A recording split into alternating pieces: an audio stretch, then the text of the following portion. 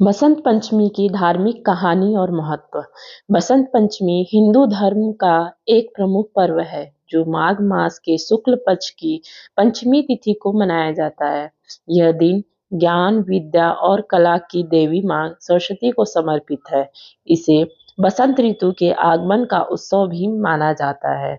इस दिन विशेष रूप से पीले रंग का महत्व होता है और विद्या, संगीत और कला की शुरुआत के लिए इसे शुभ दिन माना जाता है। वसंत पंचमी की अनेक कथाएं हैं। 2-4 कथाएं हम जानते हैं। माँ सरस्वती का प्राकट्य। धार्मिक मान्यता के अनुसार जब ब्रह्मांड की सृष्टि हुई थी तब पृथ्वी पर चारों ओर सन्नाटा और शून्यता थी। इस स्थिति को दूर करने के लिए भगवान ब्रह्मा ने अपने कमंडल से जल छिड़का, जिसे माँ सरस्वती का प्राकट्य हुआ।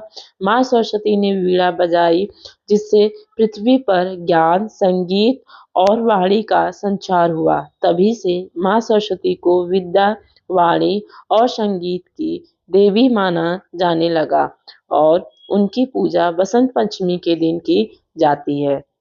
रामायण से कथा है। रामायण के अनुसार जब भगवान श्री राम रावण का वध करके अयोध्या लौटे तो बसंत पंचमी के दिन उन्होंने माँ सरस्वती की पूजा की और वाणी के माध्यम से अपनी प्रजा के कल्याण के लिए मार्गदर्शन किया। कुबेर और सरस्वती की कथा। एक अन्य कथा के अनुसार भगवान कुबेर ने बसंत पंचमी के दिन माँ सरस्वती की पूजा की थी। उनके कृपा से कुबेर को धन के साथ साथ ज्ञान का वरदान मिला।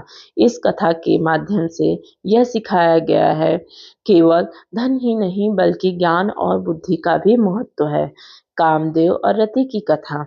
एक पौराणिक कथा में कहा गया है कि बसंत पंचमी के दिन भगवान कामदेव और उनकी पत्नी रति ने पृथ्वी पर प्रेम और आकर्षण का संचार किया।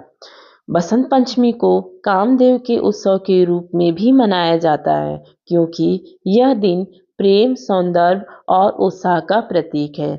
इस दिन बच्चे, बूढ़े सभी लोग माँ सरस्वती की पूजा करते हैं। इस दिन पीले चीज का बहुत ज्यादा महत्व होता है।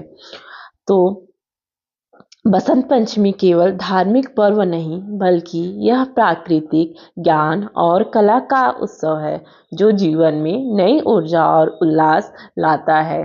धन्यवाद। अगर आपको मेरी ये कहानी अच्छी लगी हो तो प्लीज़ आप इसे आगे बढ़ाइए और शेयर कीजिए।